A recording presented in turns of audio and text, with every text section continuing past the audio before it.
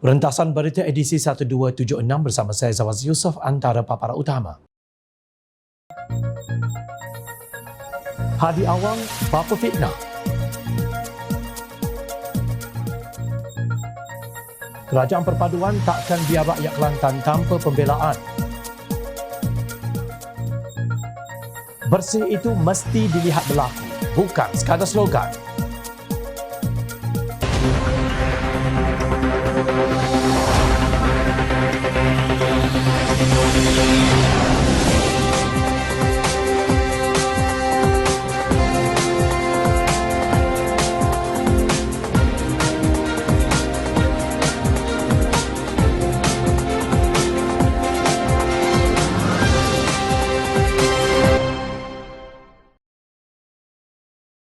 Assalamualaikum dan salam sejahtera. Sikap pemimpin PAS yang berslogan Islam memimpin tetapi selamba memfitnah amat menghairankan. Malah sikap jelek itu sudah menjadi penyakit yang menjangkiti Perikatan Nasional yang turut dianggotai Bersatu dan juga Gerakan. Selain itu, ia turut menghurung pengguna-pengguna muda aplikasi TikTok yang tidak tahu apa pun erti sains politik. Sehingga ini 4 pemimpin Perikatan Nasional telah diambil tindakan undang-undang oleh Perdana Menteri Datuk Seri Anwar Ibrahim kerana memfitnah dan membuat tuduhan palsu. Mereka ialah Pengerusi Perikatan Nasional Tan Sri Mahyadin Mat Yassin, Pesuruhjaya PAS Perak Razman Zakaria, Pengarah Pilihan Raya Perikatan Nasional Kedah Datuk Seri Muhammad Sanusi Mak Noor dan Ahli Jawatan Kuasa Kerja PAS Pusat Datuk Ahmad Amzad Hashim. Kesemua mereka adalah wakil rakyat yang sepatutnya memiliki akhlak yang baik sebagai contoh kepada rakyat. Terkini Anwar memfailkan saman terhadap Mahyadin yang juga Presiden Bersatu berhubung dakwaannya bahawa Pengerusi Pakatan Harapan itu menerima 15 juta ringgit daripada Kerajaan Selangor semasa berkhidmat sebagai penasihat ekonominya. Anwar mendakwa keseluruhan ucapan Mahyadin pada ceramah di Padang Serai pada 5 Disember itu yang kemudian disebarkan di TikTok tidak benar. Juga terdapat penyelewengan fakta yang menunjukkan ketidakwajaran moral serta undang-undang selain untuk mencari publiciti murahan bagi tujuan politik dalam usaha memenangi undi sempena pilihan raya umum ke-15 bagi kawasan tersebut. Anwar turut mengeluarkan surat tuntutan kepada Ahmad Amzad yang berhubung perkara yang sama. Sebelum itu, Anwar memfailkan saman fitnah terhadap Razman berhubung ucapannya bahawa Pengerusi Pakatan Harapan itu membawa agenda lesbian, gay, bisexual dan transgender LGBT di negara ini dan menyokong agenda komunis. Sementara itu, Muhammad Sanusi disaman berhubung ucapan pilihan raya dalam kempen ceramah Menteri Besar Kedah itu pada 13 November lalu yang didakwa berunsur fitnah. Anwar mendakwa ucapan Sanusi membawa maksud bahawa beliau telah menyalahgunakan kuasa dan kedudukan politik untuk mendapatkan pengampunan diraja. Menurut beliau, perkataan Sanusi itu turut merujuk kepadanya sebagai seorang yang tidak beretika, mengkhianati mandat rakyat, tidak berprinsip, korup, hipokrit dan munafik. Sedangkan tuduhan tersebut dakwa Anwar adalah fitnah, melampau, keji, bermuka-muka, palsu dan tidak berasas. Mengulas mengenai siri fitnah yang dicipta oleh Perikatan Nasional termasuk menggunakan orang muda menerusi aplikasi TikTok dengan alasan hak bersuara dan kebebasan untuk berkarya, Pengarah Komunikasi Amanah Nasional Khalid Abdul Samad berkata ia perlu dipandang serius dan menegaskan bahawa kebebasan bersuara tidak bermaksud perbuatan fitnah boleh dilakukan secara tidak terkawal, terutama bagi golongan anak muda di TikTok. Khalid berkata demikian dalam program Bicara Haji Khalid Samad siri 175 undi percaya terhadap PM10 apa implikasinya yang disiarkan Jom Channel Isnin lalu. Dan fitnah ini saya pun heranlah kerana dengar banyak yang pemimpin PAS yang bersuara. Biarlah dia orang kata apa yang dia nak kata, kita jangan sekat dan sebagainya. Kamu nak golongan muda ni terlibat dalam fitnah ke? Sedangkan fitnah ini kita semua tahu adalah satu dosa besar. Bedasnya, bekas ahli Parlimen Shah Alam itu berpendapat PAS seolah-olah memberi kebenaran untuk terus-menerus memfitnah. Ya, kita tahulah yang ramai kena saman tu orang PAS. Betul lah tu. Pasal dia orang yang jadi kaki fitnah. Kerana nak naikkan sentimen lah, apalah. Khalid melihat perbuatan tersebut amat tidak bertanggungjawab walaupun datang daripada ulama. Namun beliaulah menurut Khalid yang menjadi pengasas budaya politik fitnah. Siapa beliau itu? Orang PAS panggil dia sebagai bapa perpaduan. Saya panggil dia sebagai bapa politik fitnah. Minta maaflah kerana ini yang berlaku pada zaman dia. Bila dia menonjol ke depan, banyak fitnah-fitnah yang disebarkan. Teruk sangat orang yang menjual agama, ujar Khalid. Beliau dimaksudkan Khalid ialah duta khas Perdana Menteri ke Timur Tengah yang bertaraf menteri yang kita tak tahu apa pencapaiannya sehingga ke hari ini. Presiden PAS Tan Sri Abdul Hadi Awang. Adakah pemimpin politik kaki fitnah ini fikir perbuatan ala Machiavelli untuk memenangi pilihan raya itu akan mendapat keberkatan Allah Subhanahu Wa Taala? Sejarah membuktikan bahawa langkah Sheraton pada hujung Februari 2020 yang berpaksikan fitnah kononnya Islam terancam, Melayu terancam dan istana terancam ternyata membawa negara ke arah kehancuran. Marilah kita kembali menghayati amaran Allah Subhanahu Wa Taala menerusi firman-Nya dalam surah Ali Imran ayat 54 terjemahannya. Dan orang-orang itu pun merancangkan tipu daya dan Allah pula membalas tipu daya dan Allah sebijak-bijak yang membalas tipu daya. Bertaubatlah wahai pemimpin. Belajarlah daripada pengalaman lalu bahawa kuasa yang didapati daripada tipu daya dan fitnah tidak akan mendapat keredaan Allah. Perdana Menteri Datuk Seri Anwar Ibrahim bergegas ke Pasir Mas Kelantan. Sebaik saja urusannya di Putrajaya selesai bagi meninjau tahap bencana banjir yang telah melanda kawasan tersebut. Saya turut ziarah masa-masa banjir yang kini ditempatkan di Pusat Pemindahan Sementara PPS Sekolah Menengah Kebangsaan Tengku Panglima Raja Pasir Mas.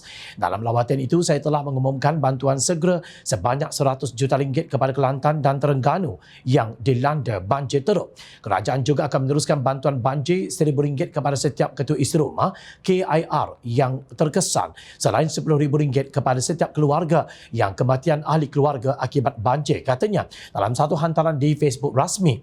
Setakat ini sumbangan kerajaan perpaduan kepada Kelantan dianggarkan berjumlah RM63.2 juta mengikut pecahan seperti berikut.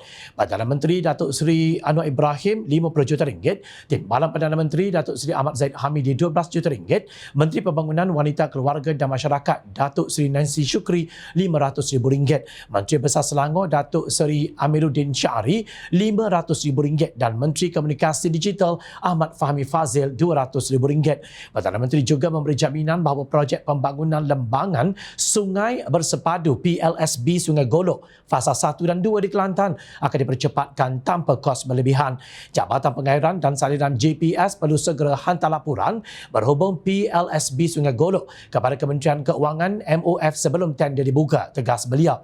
Lawatan Perdana Menteri adalah bukti bahawa kerajaan perpaduan tidak akan membiarkan rakyat Kelantan tanpa pembelaan. Lawatan saya ke Kelantan bukti kesediaan saya untuk bekerjasama dengan semua. Saya sudah beritahu sebelum ini, tugas saya sebagai Perdana Menteri adalah berusaha mentadbir dan mengurus negara dengan sebaik mungkin. Soal pilihan raya rakyat yang memilih, tanggungjawab saya selepas diberi amanah adalah mengurus dengan baik tanpa mengira negeri mana, katanya di petik media. Turut bersama Anwar dalam lawatannya di PPS SMK Tengku Panglima Raja ialah Menteri Besar Kelantan Dato' Ahmad Yaakob. Dalam pada itu, Anwar berkata beliau bersedia menerima kunjungan daripada Menteri Besar Kelantan bagi membincangkan isu pembangunan negeri berkenaan. Saya berjaminan bukan sahaja hari ini tetapi pada masa depan sekiranya ada keperluan, saya sedia menerima beliau sama ada di pejabat atau di mana sahaja untuk berbincang hal tuju kepentingan rakyat dan pembangunan, tegasnya. Demikian budimannya sikap pengerusi Pakatan Harapan walaupun beliau dihina dengan pelbagai fitnah oleh pemimpin Perikatan Nasional semasa pra pilihan raya umum yang lalu.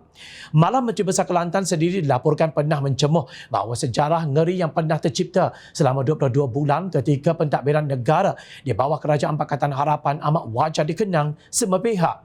Beliau dipetik media rasmi PAS Harakat Daily 23 September lalu sebagai berkata ketika 22 bulan Malaysia diperintah PH sangat menakutkan rakyat di negara ini. Pengalaman itu sangat pahit dan amat wajar dijadikan pedoman buat selama-lamanya. Katanya pada ceramah Perhimpunan Teguh Pertahan di pekarangan Kompleks Sukan Negeri di Gombadak seperti dipetik. Katanya ketika pentadbiran Pakatan Harapan sering muncul isu perkauman sehingga ada penduduk bukan Islam berani mempertikaikan mengenai agama Islam, orang Melayu dan raja-raja. Beliau juga mendakwa seorang ahli perniagaan yang dipercayai dekat dengan pemimpin PH pernah menggesa kerajaan PH mengambil langkah untuk mengurangkan perbelanjaan perkhidmatan awam yang disifatkan terlalu besar. Menurut laporan, Ahmad yang juga Timbalan Mursyidul Ampas berkata, peluang yang ada hanya sekali. Perlu diambil rakyat untuk menyelamatkan negara supaya sejarah ngeri itu tidak berulang. Alhamdulillah, Allah Subhanahu Wa Taala tidak mengizinkan fitnah yang ditabur pimpinan PAS terus bermaharajalela. Tidak sampai 3 bulan kemudian dibuktikan bahawa yang ingkar titah Yang di-Pertuan Agong Al-Sultan Abdullah Riayatuddin Al-Mustafa Billah Shah untuk menubuhkan kerajaan perpaduan bersama Pakatan Harapan ialah Tan Sri Mahyadin Mak Yassin, Pengerusi Perikatan Nasional yang di dalamnya ada PAS. Sedangkan Kepimpinan Keadilan, DAP, Amanah, UPKO dan Muda bersetuju melupakan sengketa dengan UMNO BN untuk menubuhkan kerajaan perpaduan bersama parti-parti lain yang sebelum ini memusuhi Pakatan Harapan. Semuanya demi menggembeling usaha bersama demi kemakmuran dan kestabilan negara. Hari ini dua negeri di Pantai Timur tenggelam.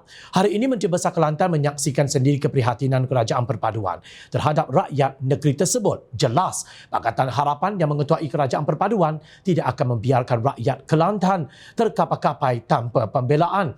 Kerana kerajaan perpaduan mentadbir urus negara ini berdasarkan konsep rahmatan lil alamin yang disokong Majlis Raja-Raja Melayu. Tidak lama lagi 6 negeri akan mengadakan pilihan raya negeri yang ditangguhkan kerana ditakuti akan terjadi banjir. Sebagai pemimpin yang dahulu giat menabur fitnah selain menggunakan provokasi agama dan kaum, mengisafi perbuatan mereka dan berkempen secara matang dan adil. Lawan hujah dengan hujah, bukan dengan fitnah. Kononnya Manifesto Perikatan Nasional memfokus kepada pendekatan membentuk sebuah kerajaan yang prihatin, bersih dan stabil kerana kestabilan kerajaan adalah penting dalam mentadbir urus negara. Jom Channel tidak menafikan kestabilan kerajaan itu penting dalam tadbir urus negara kerana itu adalah fakta. Justru jom kita rentas kembali apa kata bekas Timbalan Menteri di Jabatan Perdana Menteri Hal Ehwal Agama, Datuk Ustaz Ahmad Marzuq Syari berhubung slogan bersih dan stabil yang ditajanya pra pilihan raya umum ke-15 lalu. Selepas melalui mimpi ngeri 22 bulan, ramai yang sudah hilang percaya dengan slogan-slogan yang berbunyi integriti. Rakyat kini mahukan bukti. Perikatan Nasional adalah satu-satunya komponen parti membawa nafas baharu dalam arena politik dengan membawa slogan bersih dan stabil, katanya dalam satu kenyataan Harakat Daily 30 Oktober lalu. Katanya, konsep bersih yang ditonjolkan barisan calon pimpinan Perikatan Nasional adalah bersih daripada terpali isu rasuah, ketirisan dan berintegriti dalam menguruskan harta awam. Prinsip stabil yang dibawa oleh Perikatan Nasional pula adalah bebas dari ancaman ideologi liberal, komunisme dan sekularisme. Acuan politik yang ingin dibawa mestilah berprinsip negara berkebajikan dan membawa kestabilan tidak kira dari sudut politik, sosial, perundangan dan ekonomi. Demikian tegasnya. Jom Channel tidak faham apa yang dimaksudkan dengan mimpi ngeri 22 bulan yang disebut oleh Ustaz PAS ini. Apa yang Jom Channel lihat pada hari ini yang sedang bermimpi ngeri ialah rakyat Terengganu yang tenggelam. Sedangkan Menteri Besar mereka, Datuk Seri Dr. Samsudin Mokhtar, makan angin di Auckland, New Zealand. Perkara ini disahkan Timbalan Pengerusi Jawatan Kuasa Bencana Terengganu, Ustaz Hanafi Ahmad, sambil memaklumkan Ahmad Samsuri akan pulang hari ini. InsyaAllah, Menteri Besar akan balik dari New Zealand hari ini. Tapi jam berapa tidak dapat dipastikan, katanya. Lapor Berita Harian. Sebelum itu, juru gambar rasmi Menteri Besar Hishamuddin Abdullah mengaku Samsuri di New Zealand. Katanya antara lain mereka kata MB tak cakna rakyat, tak pedulikan rakyat. Silakan dengan tomahan. Untuk info, MB mempunyai 2 orang anak yang belajar di New Zealand dan 2 orang cucu. Kebetulan tarikh kesana itu Terengganu ditimpa musibah banjir yang besar. Kelakarnya, pelawak sungguhlah. Sudah berbulan-bulan Jabatan Meteorologi Malaysia atau Met Malaysia mengeluarkan amaran bahawa Malaysia akan dilanda banjir pada bulan November dan Disember tahun ini. Malah dalam satu kenyataan, Samsuri berkata Terengganu tidak akan membubarkan Dewan Undangan Negeri kerana membantah pilihan raya umum diadakan pada musim banjir. Maknanya jelas, beliau tahu musim banjir akan berlaku pada bila-bila masa di hujung tahun ini. Malah beliau sendiri merupakan anak jati Terengganu. Namun beliau tetap pergi bercuti ke luar negara. Justru di mana tanggungjawabnya sebagai Menteri Besar Terengganu? Menurut laporan bernama, di Terengganu, Sekretariat Jawatan Kuasa Pengurusan Bencana Negeri JPBN memaklumkan jumlah mangsa banjir terus meningkat daripada 36,009 orang pada 12.30 malam kemarin kepada 36,231 orang pagi tadi. Inikah nilai bersih dan stabil yang disebut dalam manifesto Perikatan Nasional. Bukan itu sahaja lawak pemimpin Perikatan Nasional. Kebetulan kita menyentuh mengenai banjir yang melanda pantai timur ini, maka terkait sekali rancangan tempatan banjir RTB yang bernilai 15 bilion ringgit yang diluluskan oleh kerajaan terdahulu di bawah Kementerian Alam Sekitar dan Air Kasar. Sekiranya projek RTB itu tidak dilakukan secara rundingan terus dengan pihak berkepentingan, saya tahan kerana rundingan dalam tempoh seminggu dua, kita boleh jimatkan hampir 1 bilion ringgit dan mengikut Kementerian Keuangan dari awal sehingga proses rundingan tertakluk kepada beberapa tahap jadual kerja dan kadar pembayaran sehingga 2 bilion ringgit.